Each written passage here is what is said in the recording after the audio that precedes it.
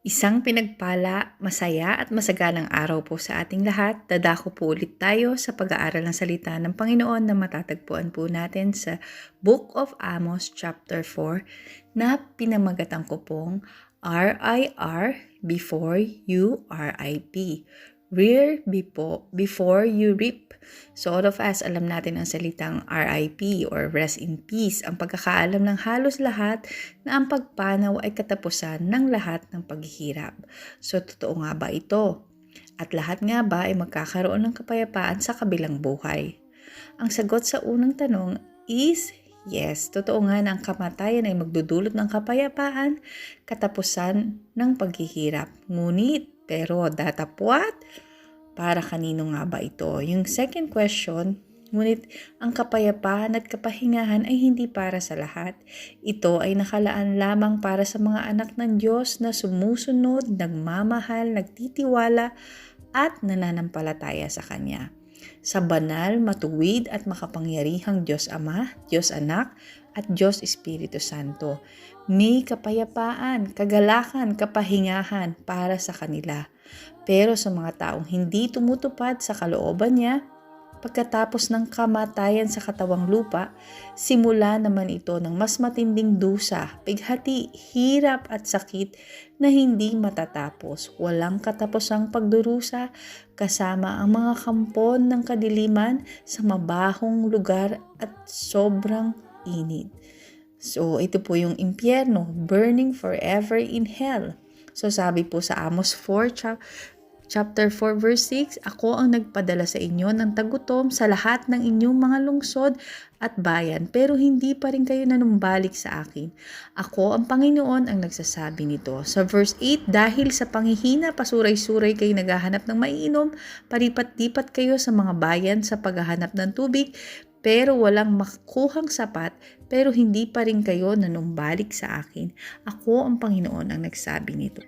Sabi sa verse 9, sinira ko ng maraming beses ang inyong mga pananim sa pamagitan ng mainit na hangin at ng mga peste, sinalakay ng mga balang inyong mga puno at ng igos at olibo, pero hindi pa rin kayo nanumbalik sa akin.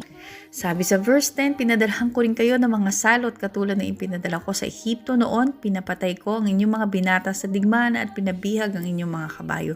Pinahirapan ko rin kayo sa baho ng mga patay sa inyong kampo, pero hindi pa rin kayo nanumbalik sa akin.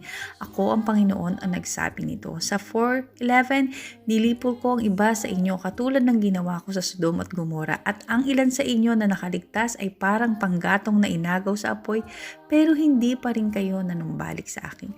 Ako ang Panginoon ang nagsabi nito.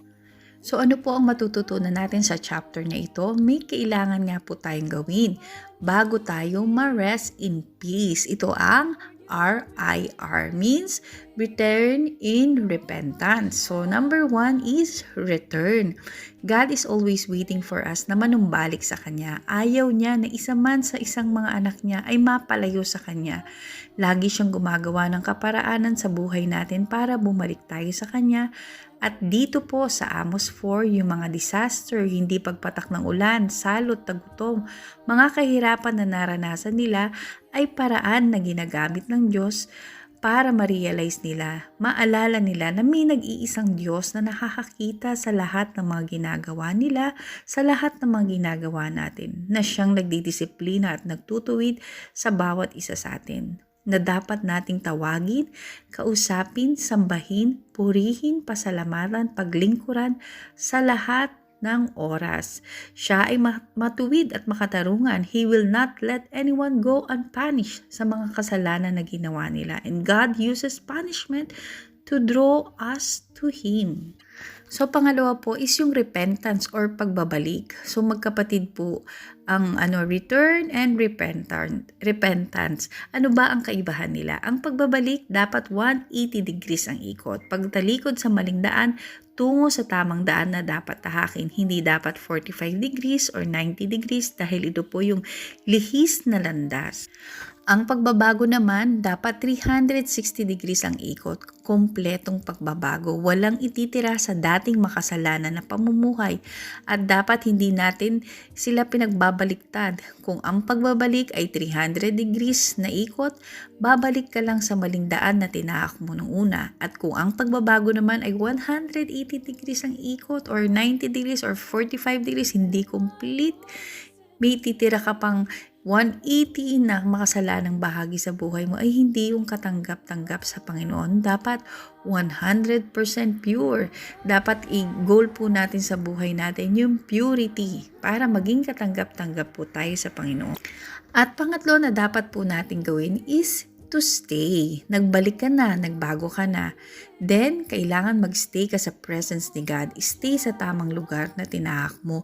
Huwag ka nang babalik pa sa dati mong maling pamumuhay. Kung saan mo naranasan ang kaligtasan, ang kagalingan, ang kalayaan sa piling ni Lord, huwag ka nang aalis pa.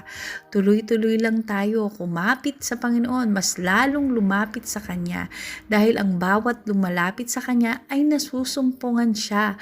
At anumang dumating sa buhay natin, problema man, bagyo man yan, pag si Lord ang kumapit sa atin, hindi niya tayo bibitawan, hindi niya tayo hahayaang mapalayo sa Kanya.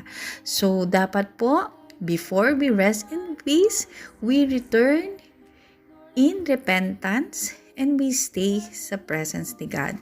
God bless you all. Sana po may natutunan kayo.